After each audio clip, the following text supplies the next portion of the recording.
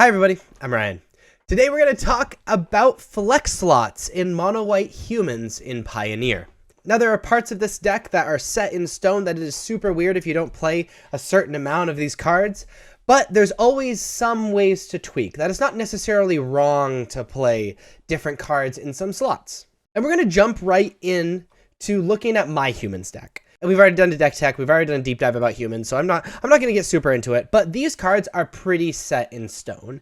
You pretty much have to play these cards if you would like to play humans. This is what is stock, period.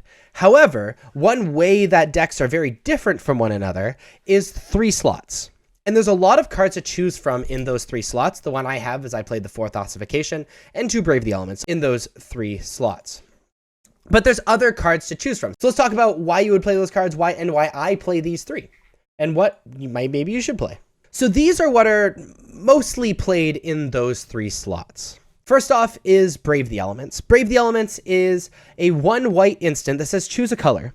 White creatures you control gain protection from the chosen color until end of turn. So when you first read this card, you think it's like a protection spell, like they cast a removal spell, and then you Brave the Elements it away. That's not necessarily what this card is used for. Instead, what this card is used for is 1, protection from like Anger of the Gods and Brotherhood and effects.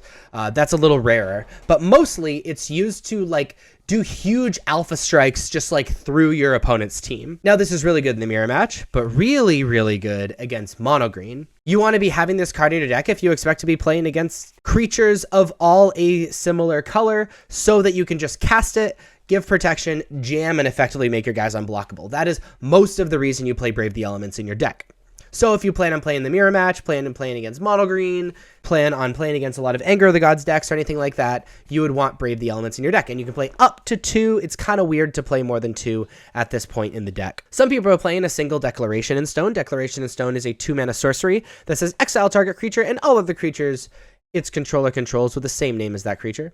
That player investigates for each non-token creature exiled this way. So this card is really good in the sense that it is a removal spell that doesn't really care about what you're removing. It's also not an enchantment, so the enchantment can't be removed for them to get their guy back, and also can remove multiple things with 1 card. And so, this is really good against decks that maybe can answer your enchantments, in ossification, or you're worried about answering the creatures like in Brutal Cathar. This is really good against decks that you plan on attacking into because you don't really want them to be able to cash in on that clue token. You want them to have to be spending their mana to be able to answer your stuff. And it's really good against decks that play a lot of creatures of the same name, especially token creatures. So you want to be playing this card if you plan on playing against a lot of creature decks, especially creature decks that are really streamlined and play a lot of 4-ofs. The next card is Brutal Cathar. So this is the 4th Brutal Cathar. It's pretty stock to play 3. Often, if you don't play the 4th on the main deck, you're playing it in the sideboard. But Brutal Cathar is a human soldier werewolf. When this creature enters the battlefield or transforms into Brutal Cathar, exile target creature an opponent controls until a creature leaves the battlefield. So it's a Fiend Hunter effect, and it flips into a 3/3 first striker with pay 3 life ward. And remember, when it flips back into being human, it takes out another guy. This is really good against creature decks, specifically creature decks that don't have a lot of removal. So really, you're playing this card for like mono green, you're playing this card for humans, you're playing this card for spirits, and things like that. If you plan on playing against a lot of those decks, you probably want to play the 4th Brutal Cathar in your flex slot in the main deck. Some people are playing up to 2 Knight Errant of Eos. It is a 5-mana 4/4 with Convoke, so you can tap creatures to spend mana on it instead of spending actual 5 mana. As a human knight, when Knight Errant of Eos enters the battlefield, look at the top 6 cards of your library. You may reveal up to 2 creature cards with mana value X or less from among them, where X is the number of creatures that convoked Knight Errant of Eos. Put the revealed cards in your hand, then shuffle. So this is a great way to rebuild. To be able to tap a few creatures, play a 4/4 for pretty cheap, and then like put some cards into your hand and have more cards in your hand and be able to like keep refueling the battlefield over and over. The thing about this card, and the reason this isn't stock, because like on its surface it seems really good, is that you are tapping creatures that you want to be attacking with. The only vigilance card in our deck is Adeline, and so like it goes really well with Adeline because we can attack and then do it post combat. But really, we want to be attacking with our creatures, and if we're not attacking with our creatures, we often want to be playing removal spells. However, there are really weird scenarios where you can attack, and like a removal spell probably wouldn't be good enough. That just refueling your hand with Knight Errant of Eos is probably better, and some people have been playing up to 2 of them because of that. Extraction Specialist, a 3 mana 3/2 with lifelink, human rogue. When it enters the battlefield, return target creature card with a mana value 2 or less from your graveyard to the battlefield. That creature can attack or block as long as you control Extraction Specialist. So this card is really good against like removal decks.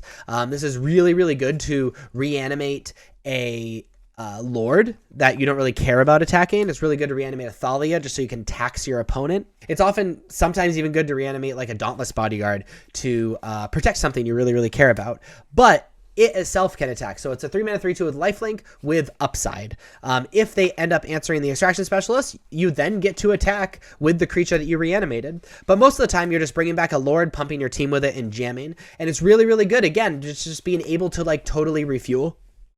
I think the downside of this card is that it's 3 mana. 3 mana is a lot, but it is very often a 2-for-1, which is pretty cool. So Stock is playing 3 ossifications right now. So this is the 4th ossification is an option to play. It's a 2 mana enchantment aura, enchanted basic land you control, and when it enters the battlefield, exile target creature or planeswalker an opponent controls until ossification leaves the battlefield. So this is a pretty cool like removal spell that doesn't really care about what it's removing. It's just a creature or planeswalker, so we love that. And for 2 mana. However, there are 2 major downsides. The first downside is that it's an enchantment that can be removed and they can get their homie back. It's a little harder to remove an enchantment than remove a creature. That's kind of tough. I guess there are 3 downsides. I just thought of another one. Number 2 is that it is not a creature, so it can't attack. Where Brutal Cathar, yes, can be removed with a removal spell, but it can remove something and then also attack in and of itself. Ossification is not doing that. And then the third downside is you won't necessarily always have a basic land. Like sometimes once in every 10, 20, maybe 30 games, you will have a hand without basic lands and you really want to cast the ossification and you can't. And that kind of sucks. That's like really, really tough, but it's unconditional and hits planeswalkers. So you might want to play a 4th ossification. Some people are playing 2 Invasion of Gobakhans in their main deck. Invasion of Gobakhan is a battle. It's a siege. 2 mana. When it enters the battlefield, look at the target opponent's hand. You may exile a non-land card from it. For as long as that card remains exiled, its owner may play it.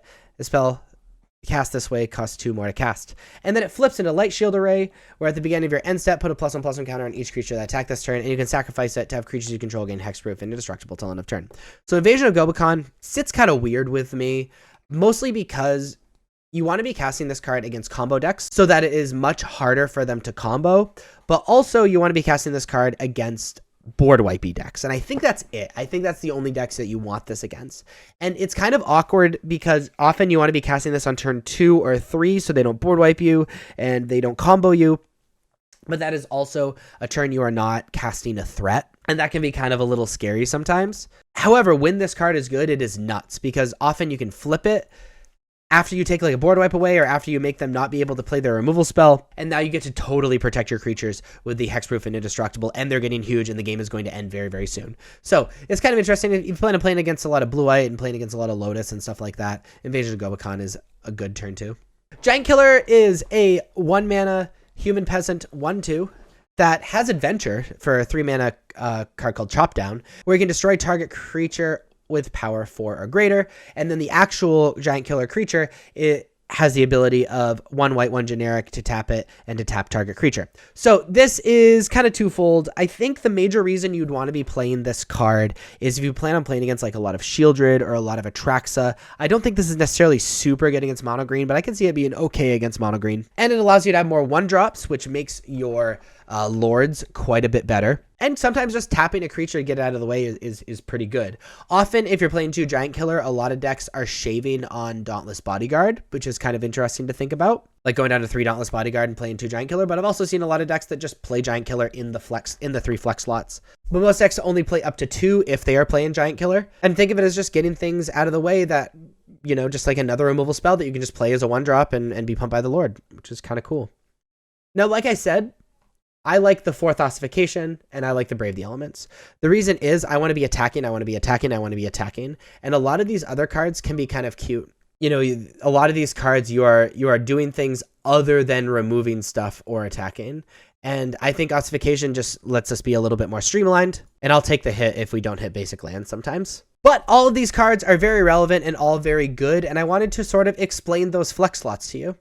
Now, if you like this video and want to see more videos like this, please be sure to like and subscribe. Check me out on social medias. Links are above me and in the description, especially on Twitter and Discord. I'm trying to rebuild the Discord. I would love to see you there. Hope you all have a wonderful day. I'll see you next time. Bye-bye.